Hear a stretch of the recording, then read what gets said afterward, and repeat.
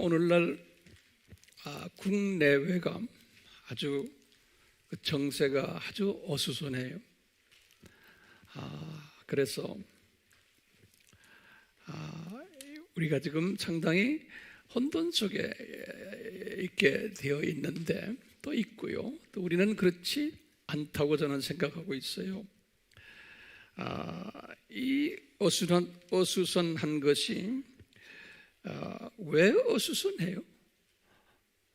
왜냐하면 예수님께서 이 두 짐승, 이제 앞으로 우리가 자세히 공부하겠지만 이 두 짐승 시대가 이미 우리 눈앞에서 전개되고 있기 때문에 두 짐승 시대가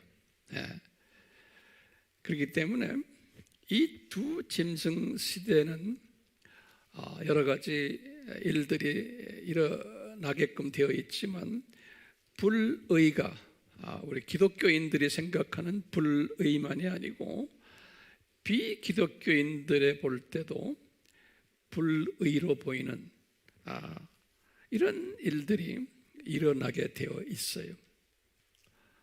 특히 놀라운 것은 이번 미국 대선을 보면서 이 전 세계에서 가장 의롭게 정돈된 기독교 나라인 미국이 그 불의가 놀랍게도 하나하나 지금 폭로되고 있는 이런 때 우리가 좀 살고 있어요. 근데 이 미국 사람들의 이 자존심을 완전히 깨트려버리는 미국이 무너지면 전 세계는 무너지게 되어 있어요. 그렇기 때문에 이 두 짐승 세력들이 지금 미국을 무너뜨리는 일에 참여해 왔었는데 그것이 이제 우리 눈에 하나하나 지금 보이기 시작하는 거예요. 이런 때 우리가 살고 있어요. 그렇기 때문에 우리는 분명 노아의 때에 살고 있어요. 우리는 분명 노아의 때에 살고 있어요. 이 말은 뭐냐면 노아의 홍수 직전은 다른 말로 표현하면 예수님의 재림과 복음하는 예수님의 재림 직전에 살고 있음이 분명해요. 이런 현상 속에서 이런 상황 속에서 이 예수님이 재림에 오신다라고 외쳐도 놀랍게도 기독교인들은 말할 것도 없고 비기독교인들도 무관심해요. 기독교인들도 말할 것도 없고 비기독교인들도 무관심해요. 노아의 때와 똑같아요. 장차 불의 심판이, 불의 환란이 닥칠 것, 3차 전쟁이죠. 그것을 아무리 말을 해도 그냥 무관심한 분들이 대부분이고 피부로 느끼지도 못하는 분들이 대부분이고 대부분의 크리스천들도 이 그룹 속에 들어가 있어요. 크리스천이라는 것은 교회라는 것은 조직적인 어떤 그런 교회도 되지만 크리스천 한 분 한 분도 교회예요. 예수님을 섬긴다는 분들 가운데서도 이런 분들이 지금 대부분이에요.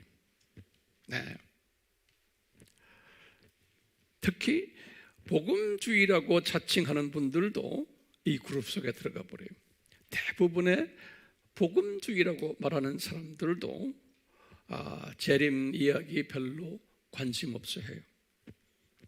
이 세상에 여러 가지의 소위 기복신앙 또는 번영신학 이런 데에도 관심이 있고 이런 것을 잘 설교하는 또 섬기는 교회는 날로 부흥해요. 그리고 이 세대의 그 깨달음을 이야기하는 교회는 그렇게 부흥하지를 않아요. 사람들이 싫어해요. 그래서 크리스찬들은 또는 비크리스찬들은 똑같아요. 지금 이렇게 무질서한 어수선한 오늘날의 이 모든 이 사건들을 해결하려고 해법을 강구하는 모습을 우리가 볼 수가 있어요. 기독교인들인데도 또는 비기독교인들인데도 어떻게 우리가 이 문제를 해결할까? 여러분들 웹사이트에 들어가면 온갖 해결 방법을 제시를 해요. 그래서 수없는 사람들이 접속해가지고 듣고 있고 댓글을 달아요. 좋다고. 근데 거기에는 예수님의 재림과 연관되어 있는 스토리들은 거의 없어요. 어떻게 하면 우리가 이 불의를 해결할 것인가? 기독교인의 입장에서 또는 비기독교인의 입장에서 기독교인이지만 또는 이 문제를 소위 보편적 가치관으로 해결하려는 분들이 많아요. 기독교인들이지만 예컨대 정의적인 정의를 되찾자. 성경에 그렇게 써 있다. 또는 성경적 윤리관으로 해결하려고 그래요. 이런 문제들을 지금 또는 성경적 도덕관을 가지고 또는 어떤 분들은 성경적 정치관을 가지고 또는 성경적 경제관을 가지고 이런 문제들을 해결하려고 그래요. 그래서 신기하게도 오늘날 유튜브에 들어가면 수없는 크리스천 지도자들이나 관계되는 분들이 이 문제를 해결하려고 애쓰는 것을 볼 수가 있어요. 근데 대부분의 사람들이 이것을 좋아해요. 그런데 이분들의 메시지 속에는 이 문제를 직시하는 그러한 시각은 있지만 이것이 마지막 때의 산고의 하나의 범주 속에서 일어난다라고 구체적으로 말을 하지 않는 경우가 너무나 많아요. 다른 말로 표현하면은 예수님의 재림 전에 반드시 일어나야 된다는 그런 표현들은 하지 않고 있어요. 그렇기 때문에 기독교인들이 지금 비기독교인은 제가 아니에요. 기독교인들이 많은 기독교인들이 지금 혼돈 속에 있어요. 이런 사건들을 보면서 또는 해법을 보면서 기독교인들이 그렇기 때문에 예수님의 재림 메시지가 없기 때문에 이분들이 많은 부분에서 예수님의 재림에 대해서 무관심하게 돼요. 문제 해법에 관심이 많고 다른 말로 표현하면 하나님께서 오늘날 우리에게 말씀하시고자 하는 그 뜻, 이런 모든 산고들을 통해서 그 뜻을 깨닫는 일에 좀 어두움이 있게 돼 있어요. 그런데 다시 말하면 그 뜻을 밝히 깨닫지를 못해요. 그러니까 크리스천 메시지이지만 세속화되어 있는 세상적 해법으로 이 문제들을 해결하려고 하는 그런 시대에 우리가 지금 살고 있어요. 그리고는 이것을 산고신학적으로 예수님의 재림 전에 일어나는 당연히 일어나는 일들이라고 말을 하는 그러한 메시지들에는 별로 관심이 없고 불편해해요. 그런 메시지들은 불편해해요. 지금 우리가 이런 때에 살고 있어요. 또는 어떤 분들은 기독교인 중에서 이런 산고들을 보면서 어떻게 또 해석을 하냐면 어떤 분들은 그래요. 봐라, 예수님이 지금 곧 오신다. 다시 말하면 재림의 긴박성을 또 외치는 분들이 있어요. 우리 유튜브에 보면은 그러니까 심하게는 뭐 우리나라만이 아니에요. 전 세계적인 일들인데, 심하게는 아주 연도와 날짜까지도 막 말씀하시는 분들도 있어요. 왜? 성서를 풀어보니까 이렇더라, 또는 나에게 직접 환상으로 보여주셨다, 또는 말씀 속에 보여주셨다 라는 사람들이 또 절비하게 많아요. 아주 한쪽 극적으로 이야기하는 분들이 있어요. 그래서 여기에 또 많은 접속하는 분들이 있어요. 예. 그래서 어떤 분들은 그러면 어떻게 해야 됩니까?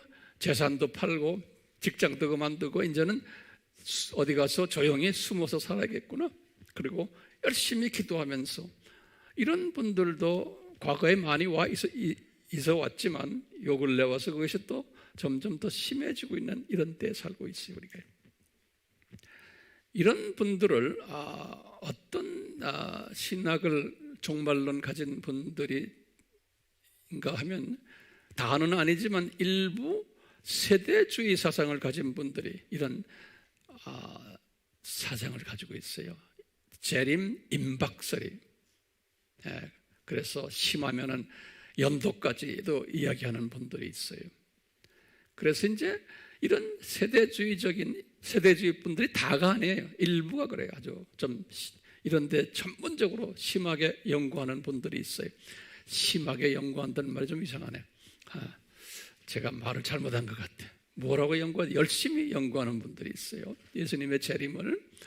그러니까 이런 분들을 가지고 같은 크리스천들인데, 역사적 전천년주의자들이 또는 무천년주의자들이나 심지어는 후천년주의자들까지도 이 세대주의, 좀 극단적인 세대주의자들을 비난하고 잘못됐다고 또 하는 그러한 또 메시지들이 유튜브에 또 많이 올라와요.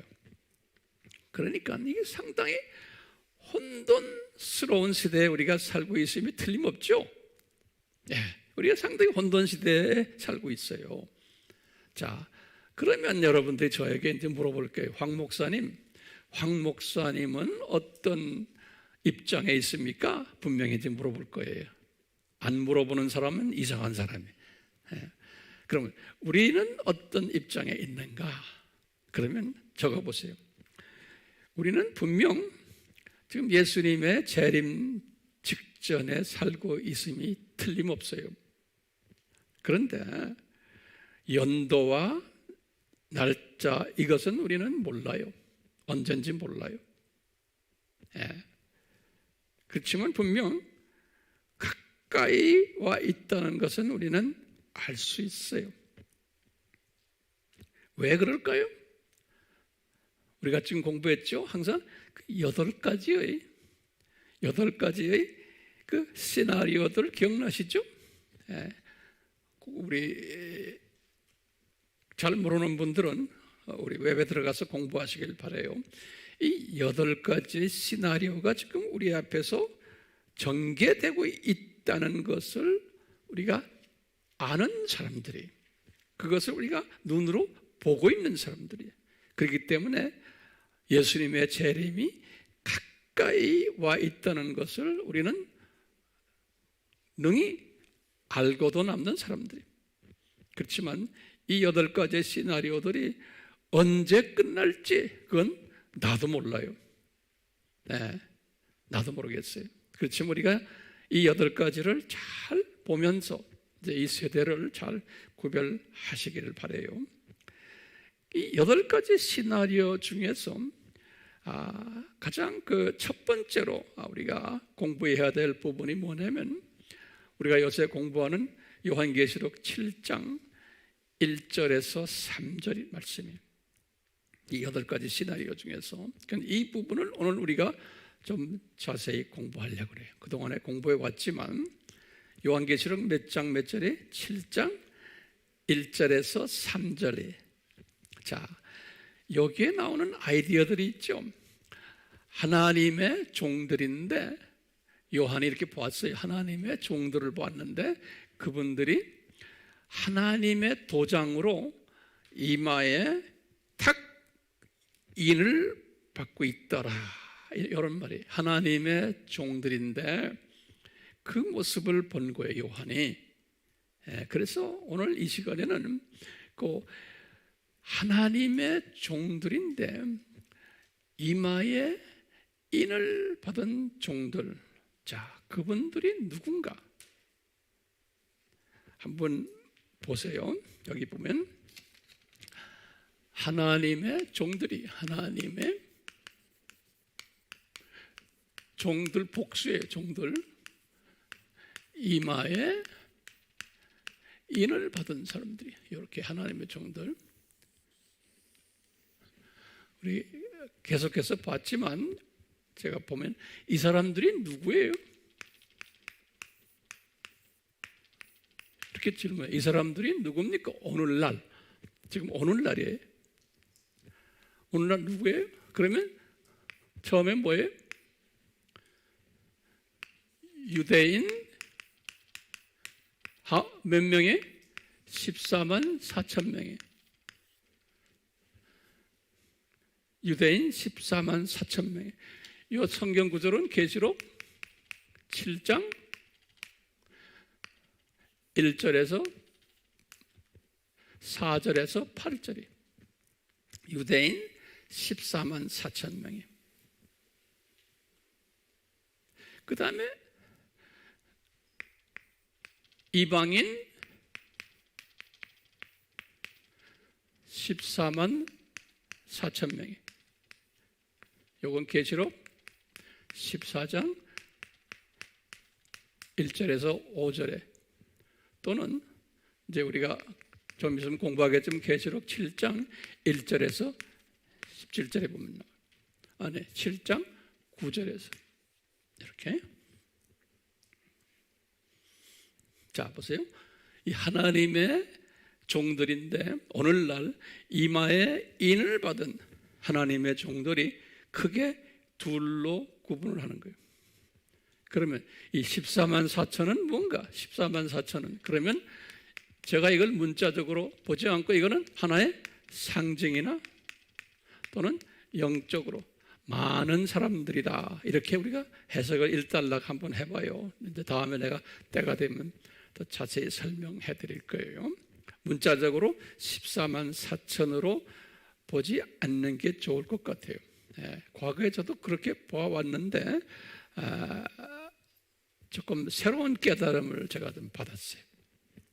자, 이 사람들인데 이 사람들의 향방이 어떻게 돼요? 이 사람들의 향방이 이제 앞으로 우리가 이제 지금 이 사람들이 지금 숫자가, 그러니까 예수 이제 언제 예수님의 공중에 나타나요? 요 숫자가 차야 되는 거예요. 오케이? 그러니까 숫자가 차야지만, 그래서 full number of, 영어로는 full. 우리가 이 몇 명인지 모르지만 하나님의 안에 숫자가 있는데 예정된 이것이 찰 때 뭐가 와요? 찰 때 예수님의 공중에 예수님의 나타남과 같이 그 다음에 들림이 오는 거예요. 그리고 이제 7년 환란이니까. 그러니까 요것이 요 찰 때 온다는 거예요. 그러니까 지금 우리가 지금 언제 어디 있는지 모르지만 이 동네에 있다고 가정을 하고, 이제 이 숫자가 지금 차가고 있는 거예요. 이 숫자가. 그래서 우리의 사명이 뭐예요? 우리는 이방인이니까 우리는 요 이방인의 예정된 주변의 숫자들을 채우는 일을 우리가 담당하고 있는 거죠. 저도 그렇고 여러분들도 그렇고 또 우리가 지금 직접 간접으로 유대인 복음화도 지금 하고 있어요. 그래서 우리가 지금 이 일에 다 지금 동참하는 자들이 됐어요? 자, 그런데 이 향방을 보면요, 유대인들은 어떻게 돼요? 유대인들은 요 요 7년 환란이에요. 유대인들은, 이 사람들은 들림 받아요, 안 받아요? 들림 안 받아요. 이 사람들은, 이것도 이제 나중에 제가 자세히 설명할 때가 와요. 들림을 받지 않고 이분들은 7년 환란을 통과해요. 여기 들어가서 7년 환란 속에 들어가가지고 유대인들이에요. 이 사람들은 유대인 복음화를 하는 사람이에요. 유대인 복음화 하는 분들이. 네.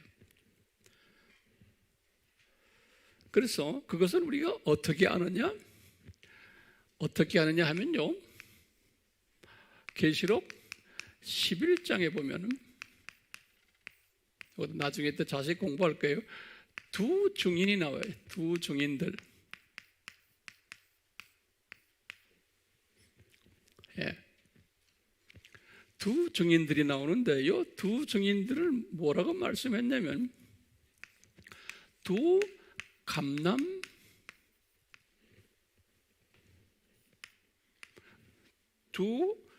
감람나무, 한국말로는 감람나무죠. 올리브 트리. 예. 두 감람나무라고 해요. 두 감람나무는 우리 이제 로마서 11장에 보면은 뭐 되어 있냐면, 하나는 참 감람나무고 두 번째는 돌 감람나무라고 그랬어요. 이 참 감람나무는 뭐예요? 이건 유대인들이, 이건 이방인들을 돌 감람나무라고 그랬어요. 바울이 로마서 11장에. 오케이? 그러니까 이 두 증인은 뭐냐면, 두 증인들이에요. 이건 뭐예요? 그렇게 말하면 하나는 참 감람나무고 두 번째는 돌 감람나무들. 그러니까 여기 두 증인들은 하나는 유대인들이고 그 다음에 하나는 이방인 그룹들이. 근데 이 두 증인들이 이 시대에, 두 증인들이 이 시대에 활약하는 분들이에요. 이 시대에 7년 환란 시대에 활약하는 분들이에요. 두 증인들이. 이 증인이라는 뜻은 우리 사도행전 1장 8절에 보면 예수님을 증거하는 자들이죠. 증인. 그래서 증거한다는 이 뜻은 뭐냐면요, 이 헬라말로, 영어로는 witness라고 그랬어요. 근데 이제 헬라말로는 마르투스라고 그랬어요. 마르투스란 거는 우리 마터르도 그래서 순교자란 뜻이에요. 순교자. 증인이란 말이 원어로 보면요, 순교자, 증인이란 말이. 그러니까 우리가 예수님을 증거하는 우리들은 우리는 순교자들이. 그러니까 시간도 내가 순교해야 되고 내 재능도 순교해야 되고 내 물질도 순교해야 되고 내 나중에 몸까지도 주님이 허락하시면 순교해야 되는 모든 것을 희생하는, 하늘에 미리 땅에 떨어져 죽는 거나 똑같아. 그래야 많은 열매가 맺듯이. 그러니까 이게 모든 기독교인이 그러니까 예수님의 증인이 아니에요. 여기 보면 특별한 분들이, 어떤 특별한 분들인가? 요 하나님의 종들의 이마에 인을 받은 종들이 증인인 거예요. 그러니까 요 사람들이 증인이고, 그 다음에 뭐냐면 요 환란 끝난 다음에 여기 혼인잔치 있죠.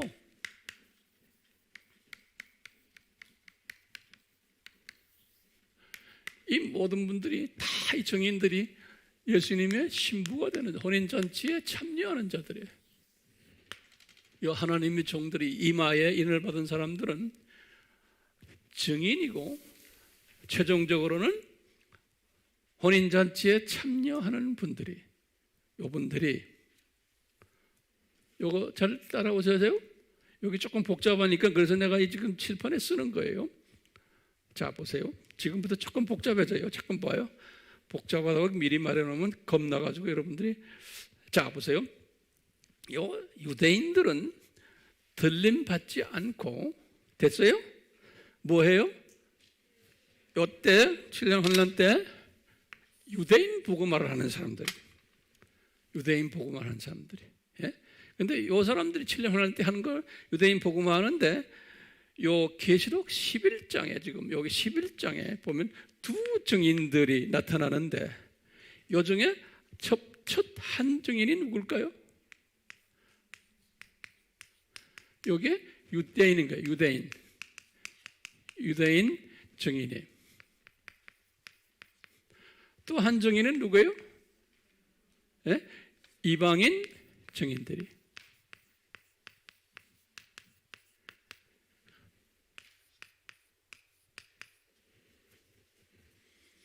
오케이. 자, 그럼 보세요. 다시. 그러니까 요 시대에 두 종류의 증인들이 있는 거예요. 어떻게 알아요? 계시록 11장에 보면 이렇게. 계시록 11장에 보면 그렇게 써 있어요. 저 시대에 두 증인들이 있는 거예요. 두 증인들은 누구라는 거 알았죠? 오케이. 예. 그럼 첫 번째 증인이 유대인 증인들이에요. 이 유대인 증인들이 이 사람들이. 오케이. 지금 오늘날 살고 있는 14만 4천 유대인 증인들이에요. 그 메시아닉 주라 그러죠. 예. 이 메시아닉 주들이 7년 환란을 들어가는 거예요. 들림 안 받고 들어가가지고 유대인 복음화를 하는 거예요.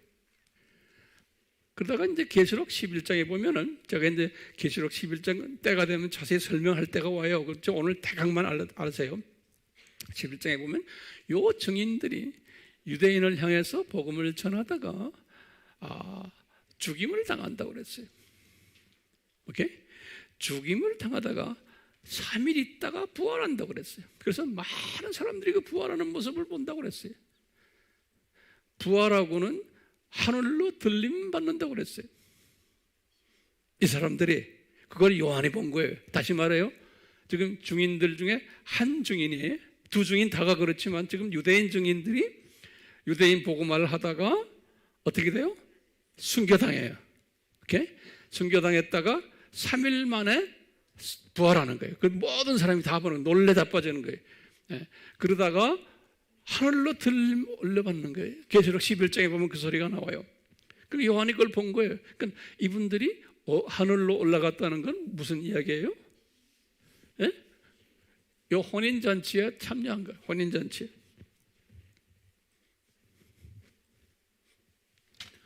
요분들 지금 혼인잔치에 참여한 거예요. 여기까지 됐어요? 예. 여기 지금 오늘날 메시아닉 유대인들의 향방에 제가 얼굴 쳐다봐요. 다들 이해가 됐어요? 오늘날 유대인들의 향방에. 오케이? 메시아닉 주들이. 그 다음에 이방인들이 있어요. 지금 하나님의 인을 받은 이방인들, 여러분들이란 나예요. 이방인들 14만 4천이 있는데 이방인들의 14만 4천을 성경에 보면 계시록 7장 9절에서 17절, 계시록 14장 1절에서 말했어요. 여기 뭐냐면 요 이방인들의 14만 4천은 요 두 번째 증인이에요. 두 번째 증인이. 그러면서 자 보세요. 잠깐 내가 미안해. 요 사람들이 지금 우리예요. 우리. 그럼 여기 두 가지 사람들이 있는 거예요. 한 가지 사람은 뭐예요? 들림 받아서 올라가는 사람들이. 이렇게 예수님의 여기 지금 공중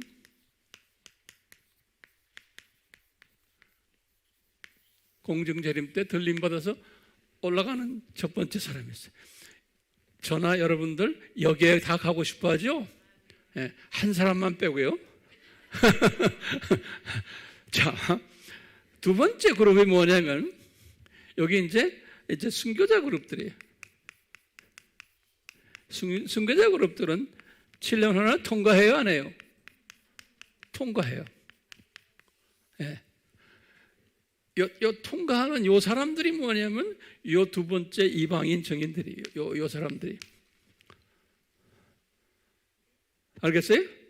그래서 요 사람들은 똑같이 이 기간 동안에 열심히 복음을 전하다가 순교당해요. 그래가지고 어떻게 돼요? 3일 만에 부활해요. 그래가지고 또 하늘로 올라가요. 똑같이 메시아 맥주처럼. 그러니까 요 사람들도 이제 올라가는 거예요.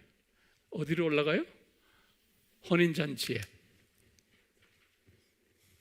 그러니까 이 두 증인들이 다 혼인잔치로 올라가는 거예요. 그러니까 다시 말하면 이분들이 다가 유대인 14만 4천이나 이방인 14만 4천이 전부 다가 오늘날 어떤 사람들이 이분들 다가 인 맞은 사람들이고 그 다음에 예수님의 신부가 되는 사람들, 혼인잔치에 참여하는 사람들에게. 근데 가는 길이 다른 거예요.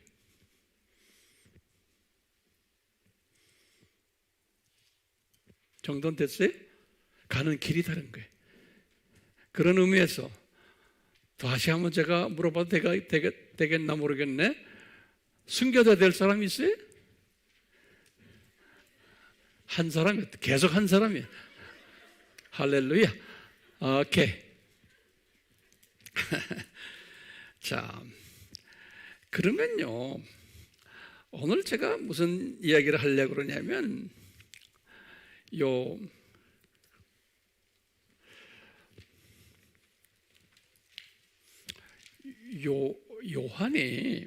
요한이 이 공중에 지금 이 그룹들 다 올라가서 지금 여기에 있는 혼인잔치에 조인하는 요 사람들의 모습을 들여다본 거예요. 공중에 있는 사람들. 예. 그게 이제 14장 이야기예요. 계시록 14장 1절에서 5절에 여기 14장 1절에서 5절에 요한복음 14장 1절에서 5절에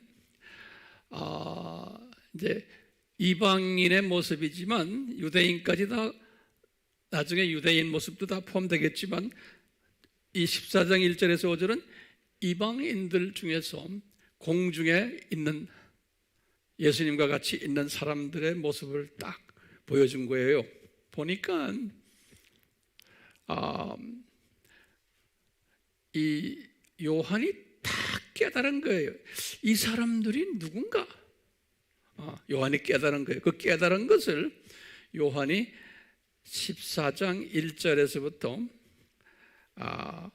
5절까지 이렇게 써놨어요. 특히 이제 4절에서부터 5절까지 보면 요 사람들의 그 영성을 네 가지 측면에서 이분들의 영성을 이렇게 보았어요. 그래서 이 말은 뭐냐면 이게 우리에게 중요한 메시지. 오늘 제가 설교하는 그 본문의 말씀이 이거예요. 뭐냐면 이런 영성을 가져야지만 내가 저 동네에 올라가서 예수님의 신부가 될 수 있다는 거예요. 그것을 우리에게 지금 보여주고 있어요. 저 사람들이 어떤 사람들인가?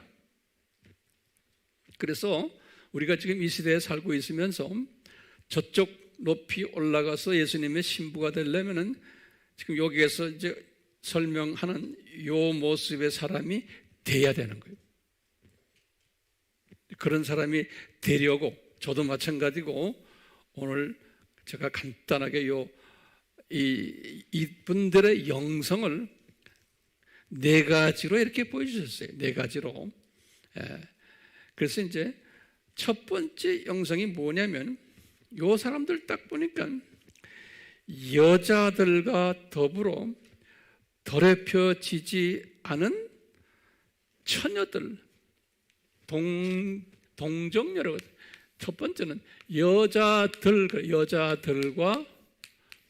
더불어 더럽혀지지 않은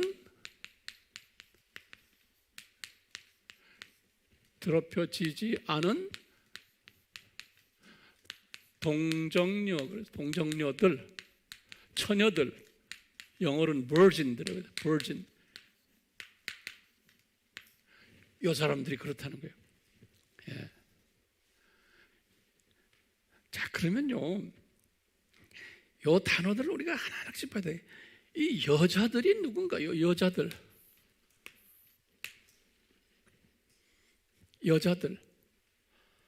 복수에 여자들 그랬어요. 그러면 구약에서는요, 이사야서 1장 8절, 이사야서 1장 8절 또는 3장 16절, 여기 보면 요 여자들은 누구냐면 그냥 이스라엘 사람들이,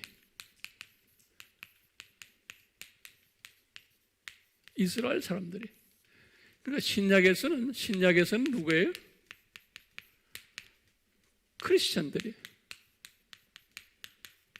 크리스찬들을 여자들이라고 성서에서 표현했어요. 여자들. 그 교회를 여자들, 교회라는 것은 크리스찬들이, 건물이 아니고. 그래서 이스라엘 사람들 보고 구약에서는 특히 이사야는 여자들 그랬어요. 근데 여자들과 더불어 더럽혀지지 않은 동정녀들 그랬어요. 다시 말하면 이게 무슨 말이에요? 여자들이 더럽혀져 있다는 거예요? 그렇죠? 거기다 노트에다 적으세요. 여자들이 더럽다는 거예요. 이게 더럽다는 거예요. 여자들이. 구약의 여자들이 더럽다는 것은, 이스라엘 사람이 더럽다는 것은 뭐예요? 간단해. 뭐예요? 창조, 목적, 위배한 자들이에요. 위배행위예요. 바벨론 우상들을 섬긴 거예요. 구약에서 하나님의 백성들이 여호와 하나님도 섬기지만 동시에 이방 신들도 같이 섬긴 거예요. 그것 때문에 아스루 제국에 혼이 났고 예루살렘 성전도 무너지고 바벨론에 의해서 이 모든 이 구약 스토리가, 이 스토리 안에 하나님의 자녀들이, 여자들이 뭐 한 거예요? 창조 목적대로 살지 않은 이야기가 구약 이야기예요. 그래서 백성들이 혼이 난 이야기가 구약 이야기예요. 성서 이야기예요. 그러면서 항상 그 안에 뭐가 있냐면 남은 자들이 있어요. 남은 자들. 네. 그렇지 않은 자들이 있었어요. 그래서 그 남은 자들을 뭐냐면 이 남은 자가 동정녀들인 거예요. 그래서 남은 자를 우리 렘넌트라고 우리 공부했죠. 이것도 복수예요. 근데 소수의 남은 자들이, 우상을 섬기지 않는 사람들이 있었어요. 그러니까 요 사람들이 요 동정녀라고 표시한 거예요. 동정녀는 뭐예요? 동정녀? 다른 남자와 일체 관계를 안 맺은 여자를 이야기하는 거예요. 그러니까 순수한 여자예요. 예. 같은 여자인데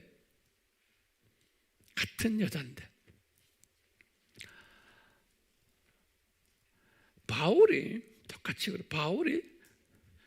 바울이 이 로마서 11장 5절에 보면은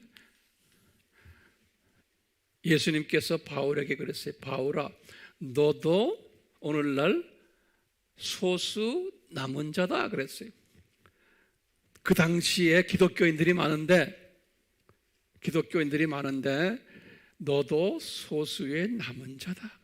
그러면서 11장 5절에 뭐냐면 이것이 은혜로, 그래, 은혜로 네가 은혜 받았기 때문에 이런 남은 자가 되었다 그러는 거예요.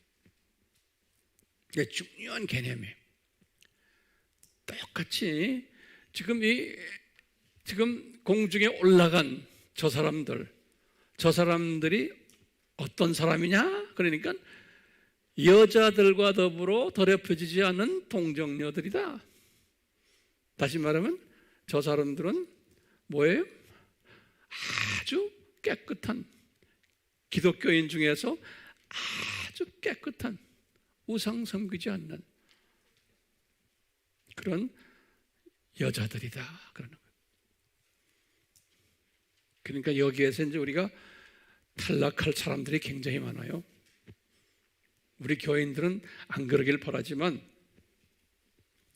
예수님보다 뭐 돈 더 좋아하고 예수님보다 내 가정을 더 우선시하고 예수님보다 모든 걸 우선시하는 사람들은, 다시 우선시하는 말은 뭐냐면 예수님 생각보다도 이런 것들의 생각을 하루에 24시간 중에 대부분을 다 하고 예수님 생각은 뭐 한 10분밖에 안 해요.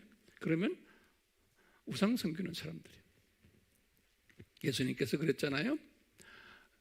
제자들 보고 너희들이 네 자신까지 우상이 될 수 있다는 거죠. 부모, 자식, 뭐 가족들은 말할 것도 없고, 그러니까 여기에 철저해야 되는 거예요. 그러니까 부모, 자식, 모든 가족을 그럼 등한시합니까? 안 해요. 우선순위를 예수님 앞에 맞추면 너희들은 먼저 그 나라와 그 의를 구하면 나머지 가족 문제들 뭐 하는 다 예수님께서 내가 알아서 다 잘해줄게 그러는 거예요. 우선순위. 가정을 등한시하라는 게 아니잖아요. 사업을 등한시하라는 게 아니잖아요. 우선순위. 먼저. 그러면 나머지는 잘해줄게라는 거예요. 책임지고 예수님이 잘해준다니까. 그러니까 우선순위를 바꾸는 사람이에요. 그러니까 요 사람들이 좀 공중에 올라간 사람들 딱 보니까 요 우선순위를 잘했던 사람들인가.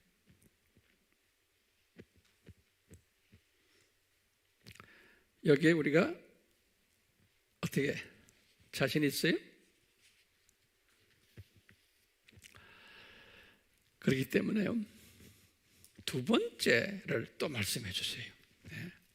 두 번째 짐승이 여기 보면 두 번째, 처음엔 여자들과 뭐 하지 않았다? 더러운 행위를 같이 하지 않았다 라는 거예요. 여자들과. 예? 그렇기 때문에요, 이건 상당히 중요한 게요, 우상 섬기는 일에 우선하는 그런 교회를 다니면 들림 못 받아요. 그런데 물들어 버리면, 그러니까 교회 안에 전체 교인들이 대부분이 더럽혀진 사람들이에요. 예, 우상으로, 세상 욕심으로. 그런 거 어떻게 알아요? 구역 예배나 셀 모임을 하면 앉으면 하나님 이야기보다 세상 이야기하는 교회들 많죠. 예? 자기 자녀들 이야기, 무슨 세상이, 그런 사람들 들림 못 받아요. 구원은 받지만. 왜냐하면 분명하게 요한계시록에 지금 보여줬거든요. 그렇지만 이 숫자는 남은 자들이기 때문에 소수예요. 이 숫자는. 두 번째 보여주는 게요, 두 번째, 이제 요 분들이 뭐냐면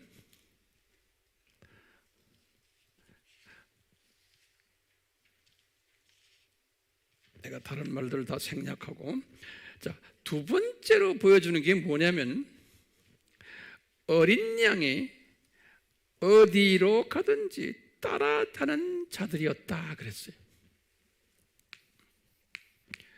어린 양과 항상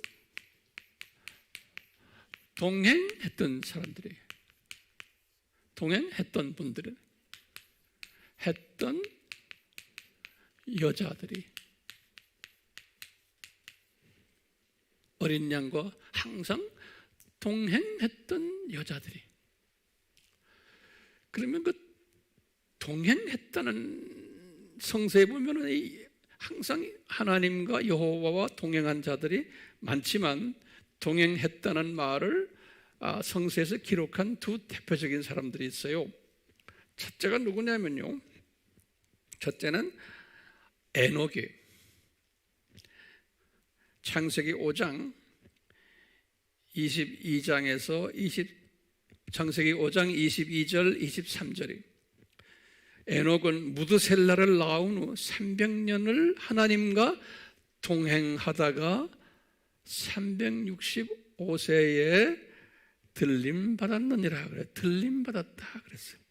그러니까 이 들림받은 사람은 24시간 예수님과 여호와와 동행하는 사람. 네. 그러니까 이 에녹의 은혜가 필요한 사람이에요. 그리고는 두 번째 동행했다는 단어가 노아에게서 나타나요. 창세기 6장 8절에서 9절에 보면은 당대에서 하나님의 은혜를 입은 자인 노아는, 이렇게 표현해. 그분이 하나님의 은총을 입었는데 당대 의인이고, 그래서 당대의 완전한 사람으로 하나님과 동행하였더라 그랬어요. 은혜로. 그렇기 때문에 이 사람이 방주에 들어갈 수 있었던 거예요. 이 사람과 이 사람의 가족들이. 방주에 들어갔다는 말은 우리 다시 말하면은 구원 받았다는 거예요. 다시 말하면 이런 구원은 뭐냐면 들림 받았다라고까지 우리가 재해석을 할 수가 있어요. 왜냐하면 이 노아의 들림 사건을, 예수님이 노아의 방주 들어가는 사건을 예수님의 재림 전 들림 사건과 동일시했어요. 노아의 때와 같다 그러면서 재림 때는 이런 일이 일어난다고 그랬어요. 마태복음 24장 37절에서 39절에. 그렇기 때문에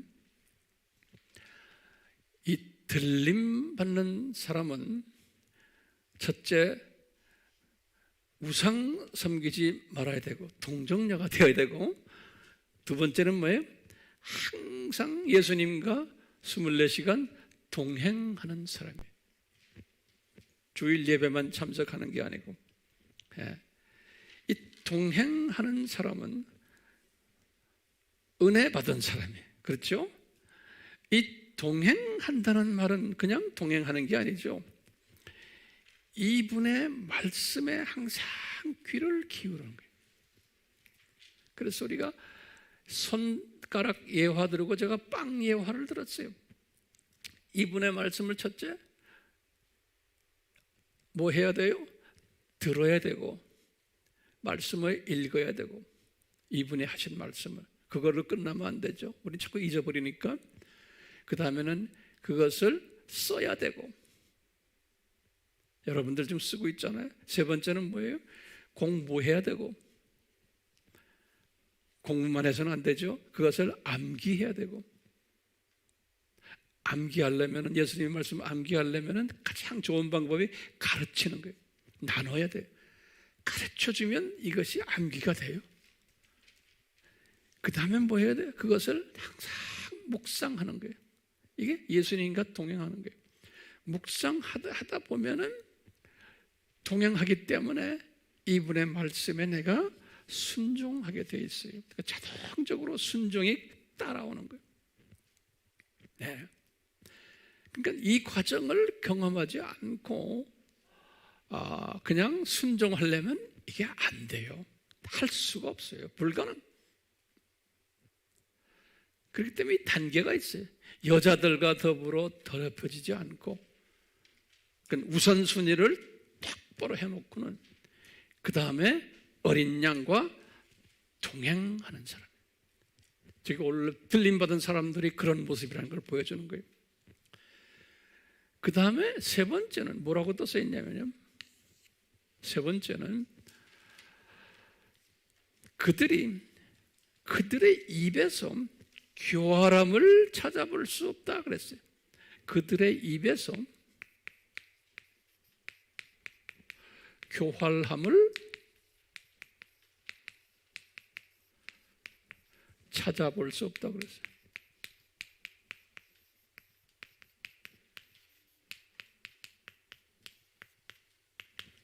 요 교활함이에요.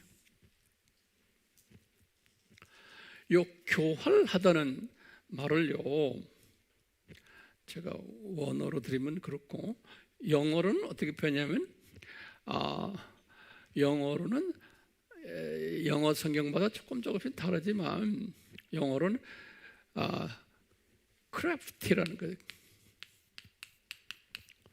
이런 단어도 있고요. 크래프트, 교활하다. 또 뭐냐면 커닝하다는 말이 있어요. 커닝. 영어 사전들을 찾아보시면 crafty and cunning. 또 어떤 단어들이 있냐면 가일이라는 단어가 있어요. 가일.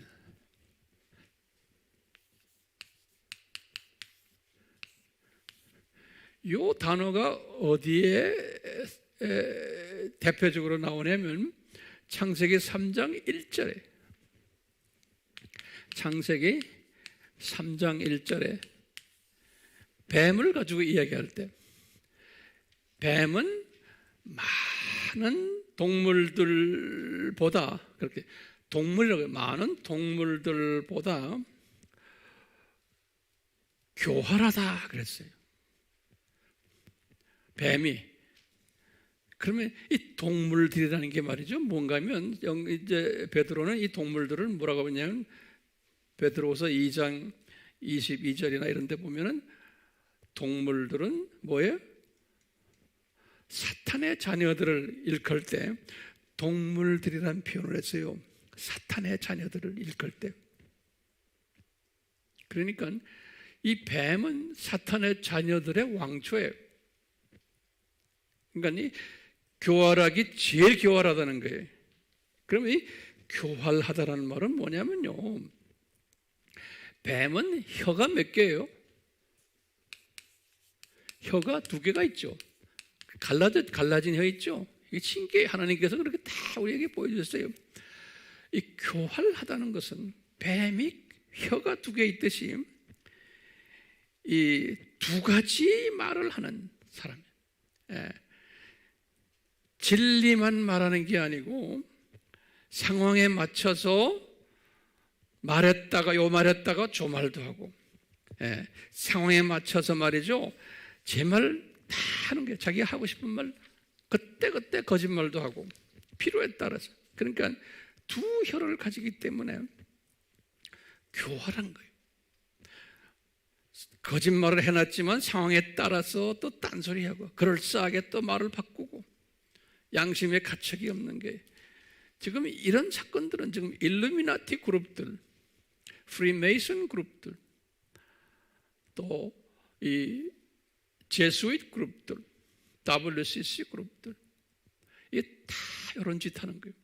우리나라에도 지금요, 이 정치하는 사람들 보세요. 특히 요 근래 정치하는 사람들은 아주 교활해. 따블 텅들을 가지고. 왜냐? 이게 사탄의 자녀들이기 때문에 그런 거예요.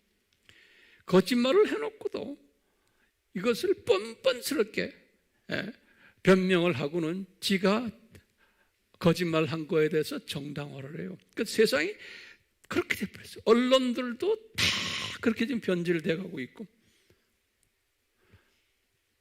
그게 언론이나 우리 사회만이 아니고 요새 웬만한 학교 가도 다 그렇고, 젊은 아이들부터 전부 다 지금 다 이 사탄의 영향을 받아가지고 진실함이 없어요. 그런 사회에 지금 우리가 살고 있는 거예요. 근데 이것이 교회 안에도 들어와 있는 거예요. 그래서 교회 안에서 우리 소위 뭐 신부들 말할 거 없고 목사들 말할 거 없고 신학자들 말할 거 없고 선교사들 말할 것도 없어요. 예? 상황에 따라서 자기를 정당화하고 교활하게 거짓말하고 그것을 정당화하고 이렇게 하고 있어요. 그러니까 상당히 혼란스러운 세대에 살고 있어요. 예. 그렇기 때문에요,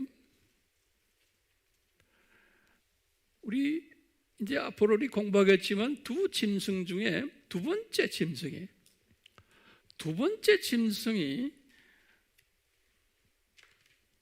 생긴 거는 뭐처럼 생겼어요?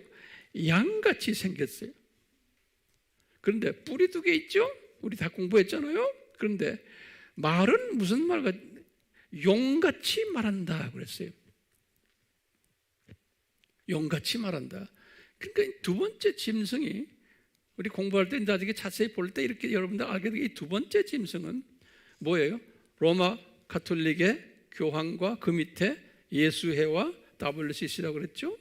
이 사람들은 진리인 예수님을 이야기하면서 다른 진리를 이야기하는 두 가지의 혓바닥을 가지고 있는 사람들이. 그런데 이 그룹이 첫 번째 짐승인 일루미나티와 프리메이슨, 이 그룹들을 지배하고 있다 그랬어요.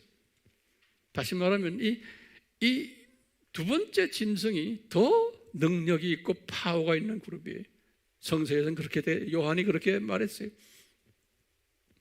지금 우리가 지금 미국 선거 지금 보시죠? 우리나라만이 아니에요. 선거 지금 뭐 다른 공산나라는 말할 것도 없고 이런 그 부정이 난무를 해도 당연하게 생각하는 이 세대인데, 왜냐하면 이 두 짐승들이 지배하고 있는 이 세대에 우리가 지금 살고 있기 때문에 그런 거예요. 용의 말을 하고 용의 생각을 하고 용의 혀를 가지고 있는 사람들이.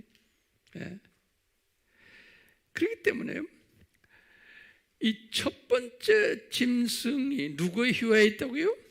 두 번째 짐승의 휘하에 있어요. 지금 요 사람들은 들림받은 요 사람들은 이 첫 번째 짐승의 가르침과 두 번째 짐승의 가르침에 영향을 받지 않은 사람들이에요. 요 사람들은 받지 않고 교활함이 없는 거예요. 다시 말하면 진리 하나만을 외치는 사람들이 혀를 가지고. 그래서요, 지난 시간에 제가 결론으로 이렇게 말씀하셨어요. 하나하나 다시 적으세요. 이분들이 외치는 이분들의 입술이 뭔가? 요분들이 지금 들림받은 저 사람들의 외치는 외침이 뭔가? 단순한 진리만 외치는 그 혓바닥에 있어요. 그게 뭔가? 제가 지난 시간에 12가지를 줬어요. 간단하게. 12가지라니까 여러분들이 이거 너무 길어요. 길지 않아요? 간단해. 첫 번째, 하나님 나라가 무엇인가를 외친 사람들이에요. 옛날 거 보지 마시고 다시 적으세요. 자꾸 반복하셔야 돼. 첫 번째 외침이 뭐예요? 하나님 나라가 무엇인가? 그걸 외친 사람들. 우리 이제 자세히 또 공부할 거예요. 두 번째 뭐냐? 삼위 하나님이 누구냐? 이거 외친 사람들. 세 번째는 창조 목적이 뭐냐? 이걸 외친 사람들. 네 번째는 예수님이 누구냐? 이 창조학교의 교장이라는 거예요. 다섯 번째, 이 세상 7,000년이 무엇인가? 여섯 번째는 이 세상이 창조 목적 학교다 라고 외친 사람들. 일곱 번째, 이 학교 교장이 예수님이시다. 이것을 외치는 사람들. 여덟 번째, 이 학교 교감이 사탄이다. 아홉 번째, 이 학교의 학생이 크리스천들이다. 하나님의 자녀들이라는 거예요. 열 번째는 예수님의 출임부터 재림까지가 교회 시대다. 예수님의 출임부터 재림까지가 교회 시대다. 이것을 말세라 그런다. 또는 이 시대를 적그리스도 시대라 그런다. 이 시대의 적그리스도들을 많이 허락하셨어요. 11번째, 재림 전에는 8가지의 시나리오가 성취되어야 된다라고 외치는 사람들. 12번째는 이 시나리오가 지금 계속 진행되고 있다라고 외치는 사람들.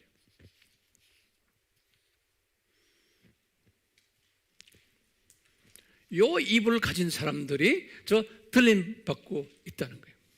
들림 받은 사람들의 모습. 입에서 교활함이 없다는 거예요.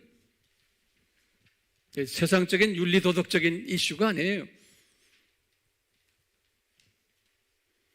그럼 뭐 예수 안 믿고 윤리도덕적으로 잘 사는 사람이 다 들림 받아서 저 위에 있나요? 아니에요. 그런 의미에서의 교활함이 아니에요. 네 번째로 요한이 본 게 있어요. 요한이 본 게 뭐냐면 이 사람들이 흰 옷을 입고 있더라 그랬어요. 이 사람들이 흰 옷을 입고 있더라. 이 사람들이. 그런데 요한이 나중에 요 공중 혼인잔치 장면을 요한이 보았을 때는 요분들이 단순한 흰옷이 아니고 빛나고 깨끗한 드레스라고 그랬어요. 거기다 빛나고 깨끗한 흰옷이 드레스. 세마포라고 그러죠. 드레스. 계시록 19장 8절에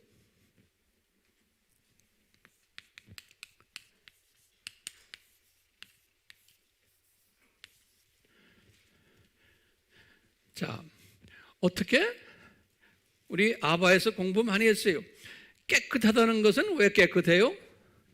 예수님의 보혈로 씻음을 받은 사람들이. 보혈로. 요 빛나다는 것은 뭐냐면요, 다니엘서 12장 3절에 보면 열심히 복음을 전하는 사람들이, 열심히 복음 전하는 사람들을 이 빛이 나는 사람들이에요. 이런 사람들이에요. 이렇게 복음을 전하는 사람들이었다는 거예요. 요분들이. 그러니까 복음을 전했다는 말은 더 구체적으로 말하면 뭐예요? 이 복음 전했다는 말은 아까 말한 12가지 있죠? 이 세상은 12가지 기억나세요? 12가지를 전한 사람이에요. 이 세상의 12가지들. 예.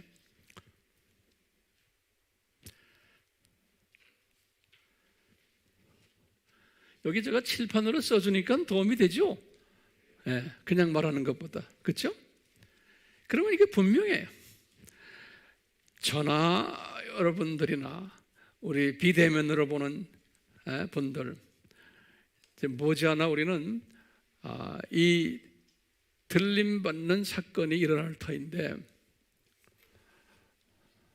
들림받는 자가 되려면 요 4가지 조건에 부합되는 사람이 되어야 된다고 우리에게 지금 가르쳐주고 있어요. 어떻게 가르쳐줘요? 요한이 거기 올라가 있는 사람들을 2000년 전에 미리 본 거예요. 이게 2000년 전에 미리 본 거예요. 기가 막히죠? 미리 본 거예요, 미리. 그러니까 그 사람들의 모습을 요한이 쫙 설명한 거예요. 보니까 이거예요. 여자들과 더불어 더럽혀지지 않은 처녀들이다. 저들이 항상 어린 양과 동행하는 자들이다. 누구의 스피릿을 가졌어요? 에녹 스피릿, 노아 스피릿이. 그렇죠? 에녹에게 주신 은혜와 노아에게 주신 은혜를 받은 사람들이에요. 그러니까 우리가 기도할 때도 주여 이 스피릿을 나에게 주시옵소서. 보면 이 노아에게 이 스피릿을 줬기 때문에 노아의 자녀들까지, 사위들까지 다 방주에 들어간 사건들 보면은 우리 하나 때문에, 내 주변에 사위들까지니까 아마 사돈까지 포함되면 좋겠지만 가까이 사랑하는 사람들도 같은 은혜를 받을 수 있다는 가능성을 우리에게 보여주고 있어요. 그리고는 교활함이 없고, 교활함이 없다는 말은 아까 12가지죠. 입이 진리만을 이야기하는데 그 진리를 구체적으로 12가지만을 말하는 사람들이, 딴 이야기 안 하고. 그러니까 교회가 이 12가지를 이야기를 안 하고, 이 교회가 이 세상에서 어떻게 하면 더 행복하게 잘 사는가만 가르쳐주고 있고 하면 그 교인들 불쌍해요. 구원은 받았지만 들림받지 못해요. 지도자급이 되질 못해요. 그러니까 교회를 선정하는 것이 상당히 중요한 거예요. 지도자를, 어떤 지도자를 만나는 것이 상당히 중요한 거예요. 나의 영원한 나의 위치와 직결되어 있는 거예요. 그렇지만 말했죠, 이런 영원한 이야기를 하는 사람들에게는, 그런 사람들은 별로 인기가 없어요. 왜냐하면 사람들이 좋아하지 않아요. 당연히 안 좋아하게 돼 있어요. 왜냐? 이 그룹에 안 들어가기 때문에 그러는 거예요.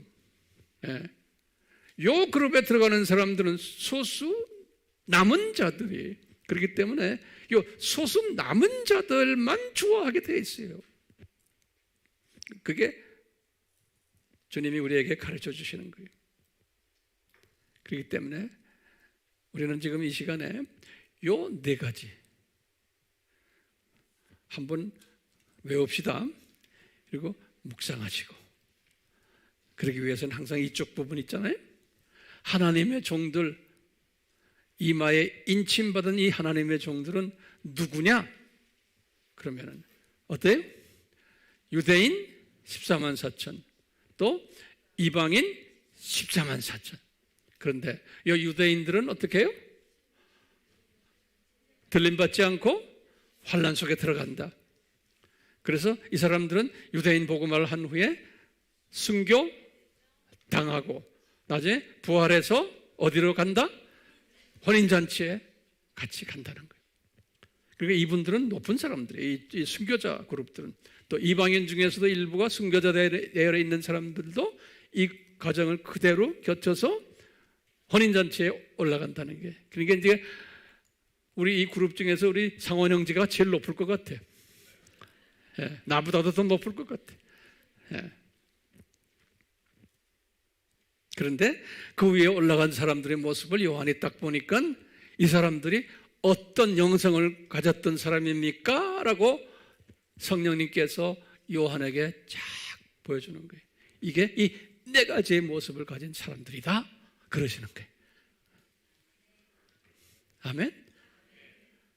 예수님, 성령님, 저희들 도와주셔서 우리에게 주신 이 메시지가 그냥 하나의 지식으로만 남지 않게 해주시고, 예수님 이 메시지가 나의 삶을 서서히 변화시켜주는, 우선순위가 변화되는 그러한 은혜들을 베풀어 주시고, 대면으로 비대면으로 지금 이 말씀을 듣고 있는 주님의 사랑하는 백성들 위해 이 은혜가 넘쳐나기를 간절히 바라며, 우리가 이 신부 대열에 들어간다는 이 자체가 나만이 아니고 내 사랑하는 우리 가족들,